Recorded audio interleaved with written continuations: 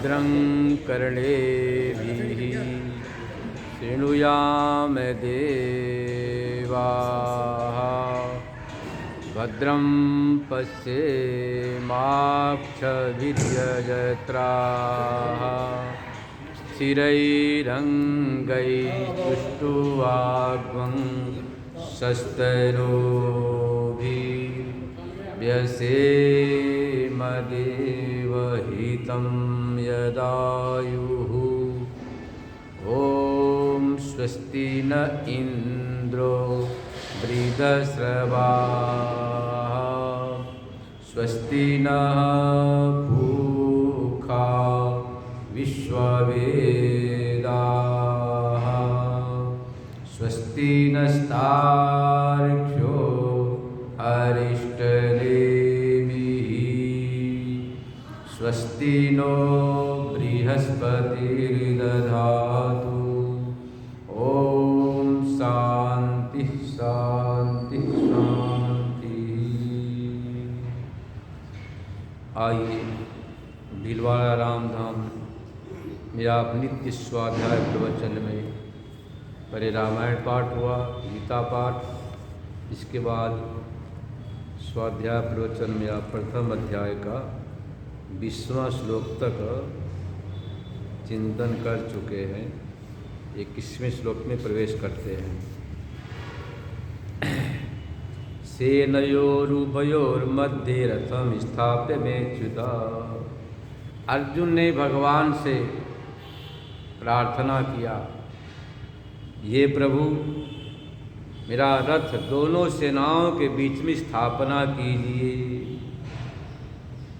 अर्जुन है सेनापति, है ना, सेनापति, और भगवान है सारथी। आज की भाषा में कहे तो कहेंगे ड्राइवर का सकते, रथ को हाँकने वाला। पर अर्जुन भगवान को यहाँ पर स्थापया कह रहा, स्थापित कीजिए, प्रार्थना कर रहा। हमारा जो जीवन है यह भी संग्राममय है। वहाँ तो दो ही थे, कौरव पांडव, यहाँ 3 हैं, सत्व रज तम। सत्व के उद्रेक मतलब वृद्धि, सत्व के वृद्धि होने पर जीवन में आनंद, उमंग, उल्लास, उत्साह, ज्ञान वृद्धि होती है। रजोगुण जब बढ़ता है तो चांचल्य आता है, प्रवृत्ति होती है, लोभ होगा, लालच होगी। और तमोगुण बढ़ने के बाद निद्रा, आलस्य, प्रमाद, कलह, झगड़ा, वाद विवाद में समय जाता है। इसलिए ऋषियों ने यह सामान्य विधान बनाया था कि प्रातः काल, सायंकाल, मध्याह्न काल, संध्या।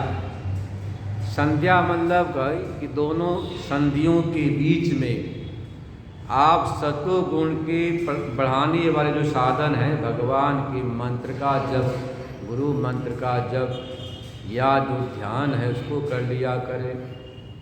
यदि आपने प्रातः काल थोड़ा सा संध्या कर लिया, 12 मिनट या आधा घंटा, उसकी गति रहेगी दिन के 12 बजे तक।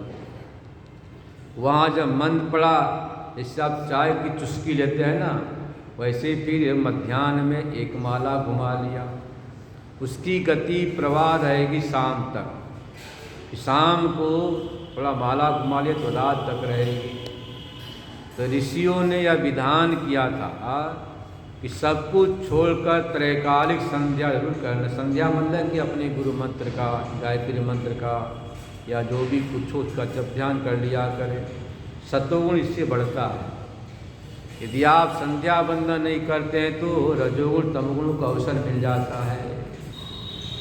तो जीवन में आनंद चाहिए, तो आनंद का तो आपका निज स्वरूप है, पर आनंद के स्वरूप के अभिव्यक्ति के लिए, प्राकट्य के लिए, जैसे घर में आप दही जमाकर मथाने से मथते हैं तो मक्खन निकलता है, ऐसे ही आनंद स्वरूप होने पर भी आनंद की अभिव्यक्ति मतलब प्राप्ति के लिए जरा हमें आवरण को हटाना पड़ता है। यहाँ पर भी अर्जुन ने कहा रथ को हमारे दोनों सेनाओं के बीच में खड़ा कीजिए। अर्जुन शब्द का अर्थ आपको पता ही क्या होता है? अर्जुन बोलते रिजु धातु है सरल अर्थ में, जिसका एकदम सरल चित्त है, नूतन बालवत हृदय है, उसका नाम अर्जुन है।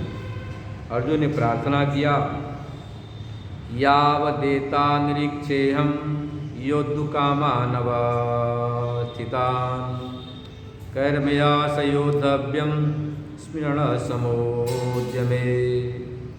जब तक मैं देखूं युद्ध की कामना वाले कौन कौन है, जिनके साथ हमें युद्ध करना है। योत्समानानवेक्षेय इत्यत्र समागतः धातराटस दुर्बुद्ध युद्धे प्रिय चिकेशवः। युद्ध की इच्छा वाले यहाँ पर आए हुए हैं, जो धृतराष्ट्र के पुत्र दुर्योधन के शुभ चिंतक हैं। ऐसे लोगों को मैं देखना चाहता हूँ। इस प्रकार से अर्जुन ने निवेदन किया। इसी बात को संजय सुना रहे धृतराष्ट्र को। संजय उवाच ये मुक्तो ऋषिकेशो गुडाकेशेन भारत सेनयोरुभयोर्मध्ये स्थापित परथोत्तमम्। ऐसा कहने के बाद संजय कह रहे हैं धृतराष्ट्र से कि भगवान श्री कृष्ण ने ऋषिकेशो गुडाकेशेन भारत, गुडाकेश बोलते हैं अर्जुन को। गुडा का नाम निद्रा का, जिसने निद्रा को वश में कर लिया है। मनुष्य जीवन का सबसे बड़ा दुश्मन है निद्रा। निद्रा आलस ऐसा है, यह आदमी अपने अमूल्य समय को बर्बाद किए जाता है। अर्जुन की जो इंद्रियां जितनी मजबूत थी, संयमित थी, नियंत्रित थी कि निद्रा को वश में कर रखा था। ऐसे गुडाकेश अर्जुन ने ऋषिकेश भगवान श्री कृष्ण से कहा। रथ को स्थापना करने के बाद भगवान ने कहा, भीष्म द्रोणा प्रमुख सर्वेषां च महीक्षिताम् उवाच पार्थ पश्यैतान् समवेतान् कुरुनिति। भीष्म द्रोण कर्ण आदि बड़े बड़े राजाओं को भगवान का देखो। एतान समवेतान पश्य, इकट्ठे हुए इन राजाओं को, महाराजाओं को, महारथियों को देखो। अब कौन कौन से थोड़ा संक्षेप से सुना रहे हैं। तत्रापहितान पार्थ पितृन पितामहान् आचार्यान् मातुलान् भ्रातॄन् पुत्रान् पौत्रान् सखीस्तथा स्वसुरान् सुहृदश्चैव सेनयोरुभयोरपि। देखा वहाँ पर पितरों को, पितामह को, आचार्यों को, मेरे चचेरे भाइयों को, पौत्रों को, ससुरों को, सुहृद को, सबको देखा जो दोनों सेनाओं के बीच में खड़े हैं। तान समीक्षा कौन्तेय सर्वान् बन्धूनवस्थितान् कृपया पर्या विष्णुक्षिदन्तमिदं ब्रवीत। उन सभी बंधु बांधवों को देखने के बाद अर्जुन का हृदय करुणा से भर आया। जिनके लिए संग्राम कर रहा हूँ वही अपने चचेरे ममेरे सगे संबंधी भाई भतीजे सामने खड़े हैं। बड़ी मन में ग्लानि हुई, विषाद हुआ। अर्जुन ने अपने विषाद को प्रकट किया है। यही हमारे जीवन में चलता है। आप जिसके लिए अपने जीवन की कुर्बानी देते हैं, दिन रात लगे रहते हैं, परिश्रम करते हैं, वही जो सामने आपके खड़े हो जाते हैं, मन में कितनी पीड़ा होती है। जिनको मैंने लाला पाला पोसा पढ़ाया लिखाया बड़ा किया, शादी ब्याह किया, घर बसाया, आज वे ही हमारे सामने खड़े हैं और क्या कहते, बस शांति से बैठो, माला घुमाओ, राम धाम जाओ, सत्संग सुनो। ज़्यादा बोलना नहीं चाहिए। बोलते ना आजकल के बच्चे, अपने आप को नहीं देखते, दिन में मोबाइल में लगे रहते हैं, पर आपको उपदेश करते हैं कि माला घुमाओ, राम धाम, तो पर आप भी नहीं आते हैं। हमारे अभिषेक अग्रवाल प्रेरणा करते फिर भी नहीं आते, बच्चे करते फिर भी नहीं आते। पर एक बार आप आएंगे जरूर। कब? ये यमराज का डंडा लगेगा ऊपर से तो आना ही पड़ेगा, इसलिए उसकी पहले ही आना चाहिए। उपनिषद का मंत्र है, आत्मा वही पुत्र रूपेण अजायत। आत्मा ही आपके सामने बेटा बेटी रूप से खड़ी है, खड़ा है। वही आत्मा कहती है कि बुढ़ापा आ गया, चौथापन आ गया, अब आप माला घुमाओ, सत्संग जाओ, राम धाम जाओ, भगवान की भक्ति करो, ये दुनियादारी की चाबी छोड़ दो। एक दिन छोड़ना तो पड़ेगा ही, पर मदीना में इतना शैतान है ना, फिर ही फैक्ट्री में पहुंच जाएगा। क्या बोलेगा टाइम पास करना है। अरे टाइम पास यहाँ भी कर सकते आप, इतनी कुर्सियाँ हैं, बैठकर माला घुमाओ, भजन करो, कीर्तन करो।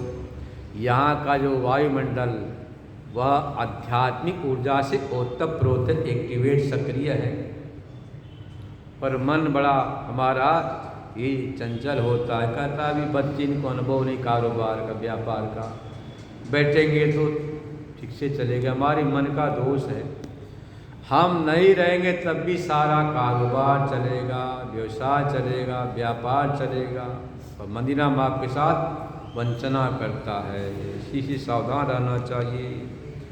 अब यहाँ पर अर्जुन के मन में बहुत पीड़ा हुई।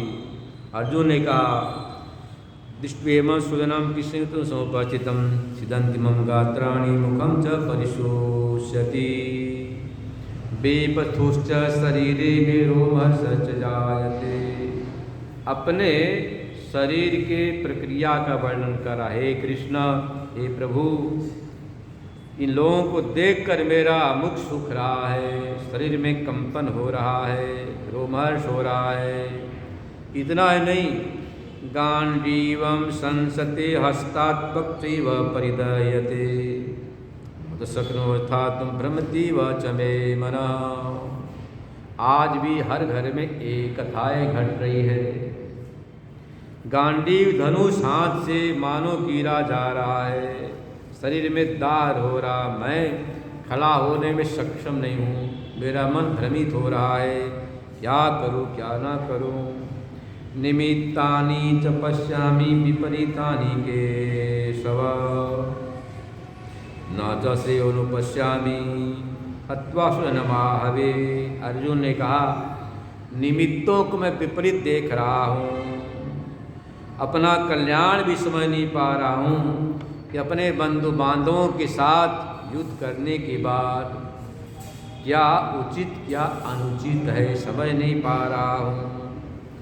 न कांक्षे वीर्यं कृष्ण न च राज्यं सुखानि च किं नो राजन गोविंद किं भोगे जीवितेन वा।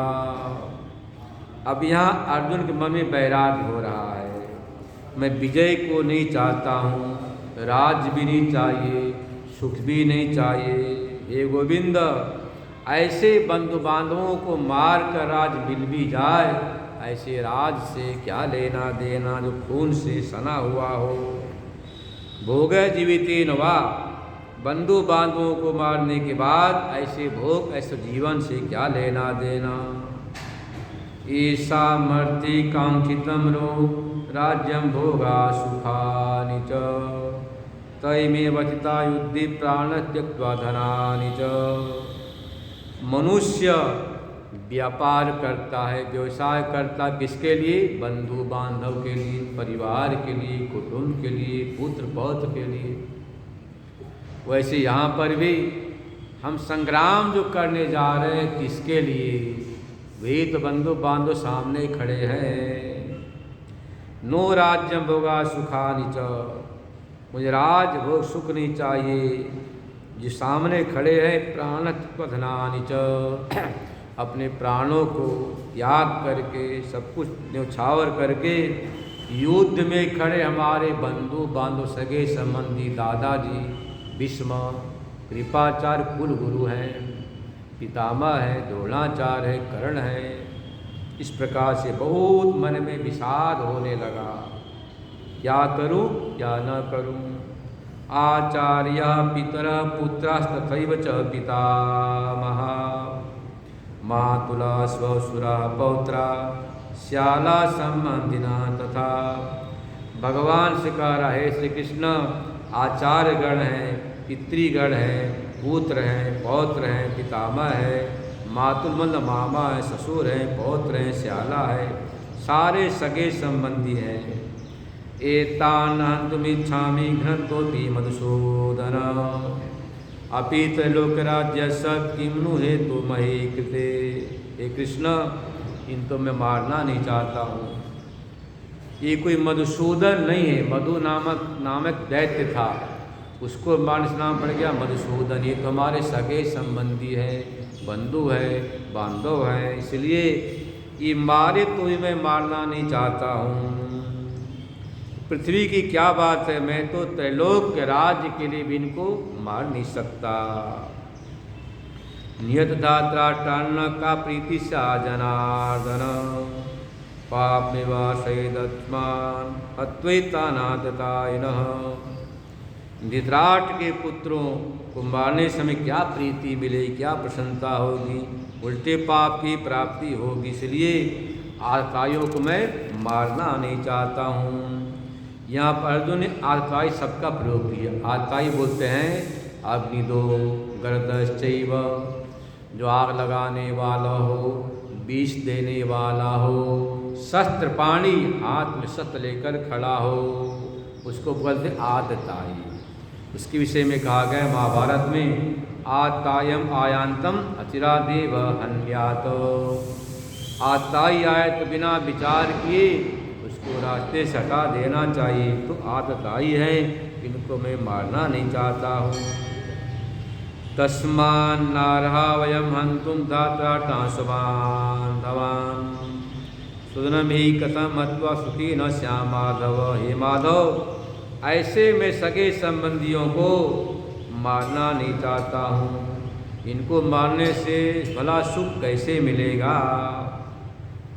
अब बता रहा, उनके चित्त का चित्रण कर रहा। ये तो अपनी बात बताई, अब उनके चित्त का चित्रण कर रहा।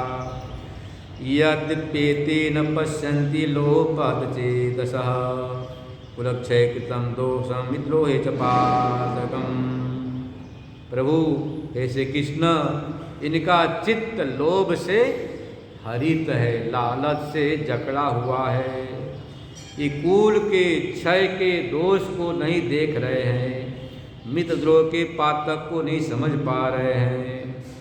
पर हमें तो सोचना चाहिए, युद्ध करना अच्छी बात नहीं है, वो भी सगे संबंधियों के साथ। कथम न गेयमस्माभिः पापादस्मान् निवर्तितुं कुलक्षय कृतं दोषं प्रपश्यद्भिः जनार्दन। ये जनार्दन, भगवान का नाम जनार्दन है। जनान अर्दयति गमयति जनार्दन, जो सज्जनों को स्वधाम दे उसका नाम जनार्दन है, जो दुष्टों को मर्दन करे उसका नाम जनार्दन। दोनों अर्थ इसके निकलते हैं। तो हम लोगों को विचार करना चाहिए ऐसे पाप से छुटकारा पाने के लिए। कुलक्षय कृतम दोषम प्रपत्ति। हे प्रभु, कुल के विनाश का दोष बड़ा भारी होता है। जनार्दन, हमें ऐसा कुत्सित निंदित कर्म नहीं करना चाहिए। अब परिणाम बता रहा, युद्ध का परिणाम कितना भयावह होता उसको दिखला रहा अर्जुन। कुलक्षये प्रणश्यन्ति कुलधर्मा सनातना धर्मे नष्टे कुलं कृष्णम् अधर्मविभवत्युत। अधर्म भी भवत्युत। कुल के नाश होने पर कुल धर्म नष्ट हो जाता है, धर्म के नाश होने पर अधर्म का साम्राज्य छा जाता है। इसलिए हमें युद्ध नहीं करना चाहिए। अधर्मा भी भवा कृष्ण प्रदुष्यन्ति कुल स्त्रियः तिष्दुष्टा सुवार्ष्णेय जायते वर्णशंकरः। युद्ध का भयंकर परिणाम बता दिया। अधर्म के बढ़ने पर हे कृष्ण कुल की स्त्रियां दूषित हो जाती हैं, वर्णशंकर संतानें पैदा होती हैं। इस प्रकार से हमें युद्ध के परिणाम पर विचार करना चाहिए। इतना ही नहीं, अब परलोक का विचार कर रहे हैं। शंकरो नरकायैव प्रघ्नानां कुलस्य च अदन्ति पितरो येषां लुप्त पिंडोदक क्रिया। जो वर्णशंकर जो संतानें हैं ये नरक के लिए होती है। जो कुल को नरक में डालने वाले वर्णशंकर संतानें हैं, इनसे पितरों का पतन होता है। क्यों? लुप्त पिंडोदक क्रिया। पिंड उदक बोलते हैं जो आप श्राद्ध काल में पिंडोदक क्रिया करते हैं पितरों के निमित्त, पितरों के उद्धार के लिए। अब एक आपके मन में शंका होगी कि मरने के बाद हमारे पितर लोग कहाँ गए, कौन जानता, स्वर्ग गए या यहीं पर हैं या नरक गए। और हम क्या करते हैं, पितरों के निमित्त तर्पण करते स्वर्गीय ऐसा मान करके। तो ऐसा नियम है, जो भी आप अमावस्या के दिन या पितृपक्ष में, वैसे नियम तो है प्रत्येक महीने की अमावस्या के दिन पितरों के निमित्त श्राद्ध पिंड तर्पण करना चाहिए। यह भी नहीं कर सकते तो पितरों के निमित्त गौ माता को कुछ अपने हाथ से अर्पण कर देना चाहिए, क्योंकि गाय माता सब देव में गौ माता है। तो प्रत्येक महीने की अमावस्या या पितृपक्ष में आज भी दक्षिण भारत में लोग पितरों के निमित्त पिंडदान तर्पण करते हैं। अब इसमें कई शंकाएं हैं कि यदि मान लीजिए आपने गया में श्राद्ध कर दिया तो कहते पितृलोग मुक्त हो गए, फिर करना कि नहीं करना, फिर भी करना चाहिए। ध्यान रखना, तो करना चाहिए। जैसे न देवगण है वैसे पितरों का गण होता, समुदाय होता है। मान लिया आपके पितर मुक्त हो गए गया श्राद्ध करने से, पर पितृगण हैं इसे उनके निमित्त करना ही चाहिए अमावस्या को पितृपक्ष में। अब जब आप श्राद्ध पिंड तर्पण करते हैं तो पितरों के अध्यक्ष का नाम आर्यमा है। आर्यमा के पास आपका पिंड दान तर्पण का पुण्य पहुंचता है और वहाँ से जहाँ पे जिस लोक में आपके पितृगण होंगे, चाहे स्वर्ग में हो या किसी लोक में, वहाँ पर वे पहुँचा देते हैं। ऐसी व्यवस्था है। तो अर्जुन ने कहा यदि वह शंकर संतानें होगी तो पिंड दान तर्पण भला कौन करेगा, तो पितरों का भी पतन हो जाएगा। इसलिए लोक पर विचार करते हैं। वैसा लगता युद्ध में यह नहीं करना, युद्ध से बड़ा भारी महाविनाश होता है। तो युद्ध के भयंकर परिणाम का अर्जुन ने यहाँ पर दिखाया है, युद्ध का क्या क्या परिणाम होता है। और युद्ध भी किससे करना है, अपने सगे संबंधियों के साथ, जो अत्यंत अनुचित है। इस प्रकार से बड़े विस्तार से अर्जुन ने युद्ध के परिणाम को, लोक परलोक की बातों को यहाँ पर बताया है। अब इसके बाद अर्जुन कहता आखिर में दोषई रेतई कुलघ्नानम वर्ण संकर कारकई उत्साद्यंत जाति धर्मा कुल धर्माच शाश्वता। वर्ण संकर का बड़ा भारी दोष है। देखो आपका सौभाग्य है, अब घर तो छोटे होते हैं, क्या बोलते हैं वो, फ्लैट नुमा, इतनी जगह नहीं तो वहाँ कर नहीं पाते हैं। तो आपके बहुत ही नज़दीक में राम धाम है, बहुत नज़दीक, और आप कम से कम राम धाम में आकर के तो पितरों के निमित्त बैठो उधर, पितरों के निमित्त श्राद्ध पिंड तर्पण नहीं कर सकते हैं तो कम से कम आप पितरों के निमित्त लपसी खिला सकते हैं। खाली पितरों का नाम लेते रहो, उससे भी उनको वह फल मिल जाता। ये बात मैंने शास्त्रों में लिखा है, सुना दो, 5 मिनट लगेगा। पितृपक्ष का समय था। काशी में एक बड़े भारी विद्वान ब्राह्मण थे। उन्होंने संकल्प लिया था कि हमें अपने पितरों को तृप्त करना है। प्रत्येक वर्ष के पितृपक्ष में ब्राह्मण देवता बढ़िया सुंदर भोजन बनाते। पितरों की तिथि में गंगा किनारे ढूंढते अच्छे ब्राह्मण को। देखो पितृपक्ष में नियम है, ब्राह्मण कैसा हो, विद्वान हो, सुडौल हो, अच्छा शरीर भी हो, रोगी न हो, ध्यान रखना, बीमार न हो, लूल्हा न हो, लंगड़ा न हो, चरित्रवान, बहुत कसौटी है। देव कार्य में कैसा ब्राह्मण जिमाओ चल जाएगा, पुण्य हो जाएगा। पितृ कार्य में बहुत विचार करना पड़ता है कि ऐसा ब्राह्मण हो तब जाके उनको जिमाऊंगा। 12 वर्ष बीत गए परंतु वैसा ब्राह्मण नहीं मिला। तो क्या करते, उस पिंडदान तर्पण श्राद्ध को गौ माता को जिमा दिया करते थे। 12 वर्ष बीत गया पर ऐसा ब्राह्मण न मिलने से उस श्राद्ध पिंड तर्पण को, भोजन को गौ माता को जिमा दिया करते थे ब्राह्मण देवता, और इससे हमारे पितरों को तृप्ति वैसी प्रार्थना करते थे। 12वें वर्ष उनकी इच्छा को पूर्ति करने के लिए साक्षात हमारे अग्नि के जो प्रतीक है अग्निवेश ऋषि आए। सुंदर जटा था, पैर में खड़ाऊँ था। जैसे देखे प्रणाम किया, प्रभु पधारो पितरों के साथ में। बोले अच्छा, लक्षण को घटा ले पूरा। सब घट गया महाराज, क्या कहना, मेरे पितर तृप्त हो गए। ऋषि को लाए, घर बैठाए, जैसे रखा भोजन की थाली। बोले देखो मेरा नियम है, मैं अकेले भोजन नहीं करता, मेरे समान दूसरा कोई ब्राह्मण को बुलाओ तब मैं भोजन करूँगा, ऐसे नहीं करूँगा। 12 वर्ष के बाद तो बड़े मुश्किल से इतने तपस्वी ऋषि एक मिले, वो भी क्या कर रहे, हमारे समान दूसरा ऋषि को निमंत्रित करो। विद्वान ब्राह्मण तुरंत विचार किया, अग्नि मिला कर सामने रख दिया। महाराज आपके समान तो अग्नि देवता ही हैं। बोले बस ठीक है। भोजन को जीवने ही गौ माता के आशीर्वाद से देखा, आकाश में पितृगण आशीर्वाद देकर उनका उद्धार हुआ जा रहे हैं। तो देखो यह नियम है शास्त्र का। गरुड़ पुराण में साफ लिखा है कि पितृपक्ष में या अमावस्या के दिन जो आप करते हैं तिथि पितरों की तृप्ति के लिए, उस समय योग्य विद्वान बड़ा मुश्किल मिलना। आजकल विद्वान हो, चरित्रवान हो, सुडौल हो, बीमार न हो, बूढ़ा न हो, दूल्हा लंगड़ा न हो, कोई न कोई दोष हो ही मिल ही जाता है। ऐसा मिले ब्राह्मण तब जाकर जिमान। तो वहाँ लिखा है न मिले तो क्या करना चाहिए, तो गौ माता को लपसी बनाकर या चारा भूसा भी डालकर प्रार्थना करो, इससे हमारे पितरों की तृप्ति हो, संतुष्ट हो, इससे पितरों की तृप्ति हो जाती है। तो कितना बड़ा सौभाग्य हमारा है, नज़दीक में है, पितरों की तृप्ति हो जाती है। तो यहाँ पर ये बताया कि जो बड़े शंकर संतान है उससे बड़ी क्षति होती है।